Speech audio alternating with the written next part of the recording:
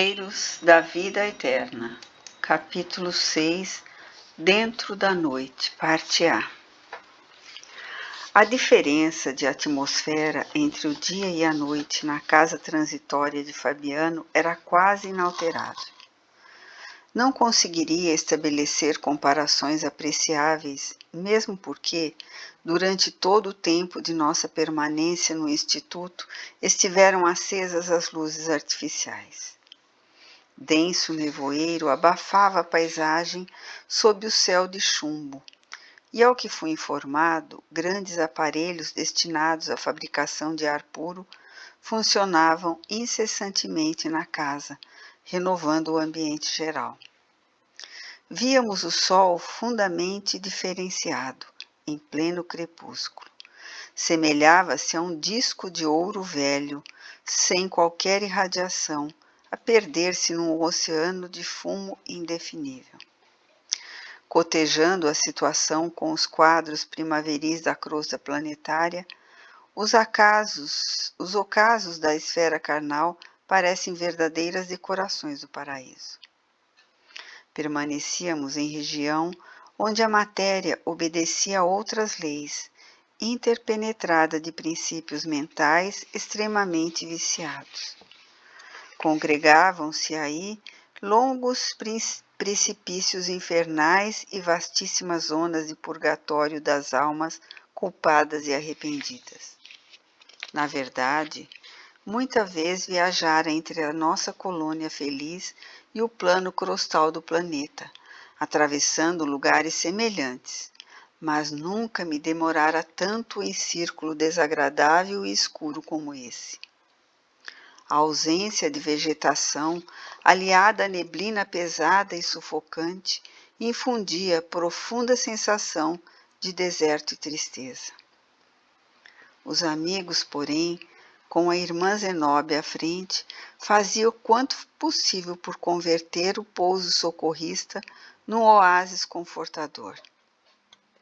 Alguém chegou à gentileza de lembrar a oportunidade do quadro externo, para que nos voltássemos para dentro de nós com o proveito necessário. Sim, assentiu o assistente Jerônimo, num abrigo de pronto-socorro espiritual é conveniente que não haja facilidade para distrações prejudiciais aos nossos deveres. Estampou o riso franco nos lábios e acentuou. Por isso mesmo, quando na crosta da terra nunca tivemos descrições de infernos floridos ou de purgatórios sob árvores acolhedoras. Nesse ponto, os escritores teológicos foram exatos e coerentes. Aos culpados e renitentes confessos não convém a fuga mental. Em favor deles próprios, é mais razoável sejam mantidos em regiões desprovidas de encanto, a fim de permanecerem a sós com as criações mentais inferiores a que se ligaram intensivamente. A conversação, rica de particularidades interessantes, compensava a aspereza exterior, valorizando o tempo acerca do qual não se conseguia fazer nenhum cálculo, a não ser pela observação dos cronômetros, que eram aí aparelhos preciosos e indispensáveis. Ao soar das 19 horas, orientados pela administradora da casa, preparamo-nos para a pequena jornada ao abismo. Convocou Zenóbia 20 cooperadores para as tarefas de colaboração eventual e imediata. 3 mulheres e 17 homens, que à primeira vista não pareciam pessoas de cultura e sensibilidade extremamente apurada, mas que mostravam no olhar sereno e firme boa vontade sincera, dedicação leal e caráter resoluto no espírito de serviço. Mais tarde vinha saber que o Instituto asila constantemente variados grupos de entidades repletas de característicos humanos primitivistas, mas portadoras de virtudes e valores apreciáveis, que colaboram na execução das tarefas gerais e se educam ao mesmo tempo, preparando-se para reencarnações e experiências de mais elevada expressão. Dirigindo-se ao subalterno que recebera atribuições de subchefia, indagou Zenóbia serena. Ananias, temos o material de serviço devidamente arregimentado? Não devemos esquecer principalmente as faixas de socorro, as redes de defesa e os lança-choques. Tudo pronto, respondeu satisfeito o colaborador. Voltou-se em seguida para o nosso orientador e disse bem-humorada: Irmão Jerônimo, convirá desse modo iniciar a marcha. E detendo-se ao nosso lado acrescentou: De antemão, rogo desculpas a todos se tomar tempo para atendermos ao desventurado irmão a que me referi, satisfazendo o interesse que me é particular. A clarividência de Luciana e a oração de todos os amigos, porém, constituirão fatores decisivos em benefício da renovação dele, a fim de que aceite as providências redentoras do futuro. É serviço que prestarão a mim própria, pelo qual serei devedora reconhecida. Ligeiro véu de melancolia inexplicável toldou-lhe repentinamente o olhar, mas cobrando ânimo novo, considerou. Além disso, o padre Hipólito endereçará apelos cristãos aos infelizes que choram na zona abismal. O fogo purificador passará amanhã e poderemos ministrar-lhes aviso edificante. O ex-sacerdote comentou confortado: a cooperação será para nós um prazer. Dirigindo-se então a grande número de companheiros e subordinados de serviço, a irmã Zenóbia consolidou a atenção de todos para o desempenho do mapa de trabalhos que havia planejado para tão significativa noite. A casa deveria permanecer atenta à contribuição que receberia dos institutos congêneres, no dia imediato pela manhã. Alguns servidores seguiriam para a crosta, prestando apoio à expedição Fabrino, em alguns casos difíceis de reencarnação compulsória. Certos departamentos abrir-se-iam à visitação dos encarnados parcialmente libertos da crosta em momentos de sono físico, para receberem benefícios magnéticos, de conformidade com as solicitações autorizadas. Determinadas dependências seriam preparadas devidamente para a eventual recepção de missionários do bem, procedentes das esferas elevadas. Organizar-se-iam leitos para alguns desencarnados, prestes a serem trazidos, segundo notificação anteriormente recebida.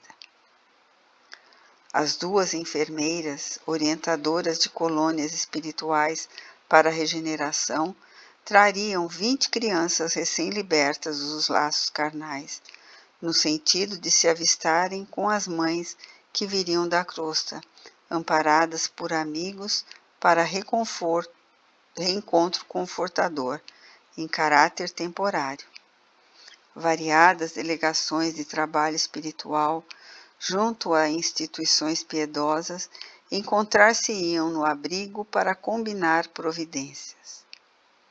2 novas missões de socorro alcançariam o asilo, dentro de breves horas, e demorar-se-iam até pela manhã, conforme aviso prévio. Todos os trabalhos preparatórios da mudança assinalada para o dia seguinte deveriam ser levadas a efeito. Medidas outras de menor significação foram recomendadas. E, por fim, a diretora notificou que o recinto de orações deveria aguardá-la, em posição de iniciar a prece de reconhecimento da noite, sem nenhuma delonga. Eu não conseguia disfarçar a surpresa examinando semelhante quadro de obrigações, porque, segundo o cálculo efetuado momentos antes, a irmã Zenóbia estaria ausente apenas 4 horas. ultimando providências, acenou para nós, convidando-nos a acompanhá-la. Ao transpormos o limiar, explicou-nos cuidadosa. Convém manter apagado no trajeto todo o material luminoso. E fitando-nos resoluta, informou: quanto a nós, sigamos silenciosos a pé. Não será razoável utilizar a volitação em distância tão curta. Mais justo assemelharmos-nos aos pobres que habitam estes sítios, perante os quais, enquanto perdure a pequena caminhada, devemos aguardar a maior quietude. Qualquer desatenção prejudicar-nos-á o objetivo. Decorridos alguns instantes, atravessávamos as barreiras magnéticas de defesa e punhamo-nos a caminho. Noutras circunstâncias e noutro tempo, não conseguiria eu dominar o pavor que nos infundia a paisagem escura e misteriosa à nossa frente. Vagavam no espaço estranhos sons. Ouvia perfeitamente gritos de seres selvagens, e no meio deles dolorosos gemidos humanos emitidos talvez a imensa distância. Aves de monstruosa configuração, mais negras do que a noite, de longe em longe se afastavam de nosso caminho assustadiças. E embora a sombra espessa, observava alguma coisa de infinita desolação ambiente. Após alguns minutos de marcha, surgiu-nos a lua, como bola sangrenta, através do nevoeiro espalhando escassos raios de luz. Poderíamos identificar agora certas particularidades do terreno áspero. A irmã Zenóbia colocara diante de nós adestrado auxiliar, especialista na travessia daquelas sendas estreitas, e conforme recomendação inicial, guardávamos rigoroso silêncio, em fila móvel, ganhando a estrada hostil. Atingimos zona pantanosa, em que sobressaía rasteira vegetação. Ervas mirradas e arbustos tristes assomavam indistintamente do solo. Fundamente espantado, porém, ao ladear imenso charco, ouvi soluços próximos. Guardava a nítida impressão de que as vozes procediam de pessoas atoladas em repelentes substâncias, tais emanações desagradáveis que pairavam no ar. Oh, que forças nos defrontavam ali! A treva difusa não deixava perceber minudicências.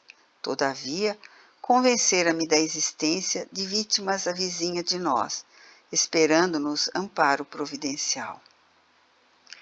Estaríamos ante o abismo a que se referia a administradora da casa transitória? Optei pela negativa, porque a expedição não se deteve em tão angustioso lugar. Jerônimo seguia rente aos meus passos e não contive a indagação que me escapou célere. Jazem aqui almas humanas? O interpelado, em atitude discreta, somente respondeu num gesto mudo que me pedia calar. Bastaram, no entanto, minhas 4 palavras curtas para que os lamentos indiscriminados se transformassem de súbito em rogativas tocantes e estertorosas. Ajude-nos quem passa por amor de Deus, salvai-nos por piedade. Socorro, viandante, socorro, socorro. Verificou-se então o imprevisto. Certamente as entidades em súplica permaneciam jungidas no mesmo lugar, mas figuras animalescas e rastejantes, lembrando sáureos de descomunais proporções, avançaram para a nossa caravana, ausentando-se da zona mais funda dos charcos. Eram em grande número e davam para estarrecer o ânimo mais intrépido. Experimentei o instinto de utilizar a volitação e fugir depressa. Entretanto, a serenidade dos companheiros contagiava e esperei firme. Quase imperceptível estalido partiu da destra da irmã Zenóbia, e 10 auxiliares aproximadamente utilizaram minúsculos aparelhos emitindo raios elétricos de choque, com insignificantes explosões. Não obstante ser fraca a detonação, a descarga de energia revelava vigoroso poder, tanto que os atacantes monstruosos recuavam, precipitados, recolhendo-se ao pântano, em queda espetacular sobre a lama grossa. Multiplicavam-se as lamentações dos prisioneiros invisíveis da substância viscosa. Libertai-nos, libertai-nos, socorro, socorro! Cortavam-me a sensibilidade aquelas imprecações pungentes e dolorosas. Mas ninguém parou. Seguia a expedição diligente e muda. Compreendi que estavam em jogo maiores interesses de trabalho e não insisti. Minha posição era a do subalterno chamado a cooperar.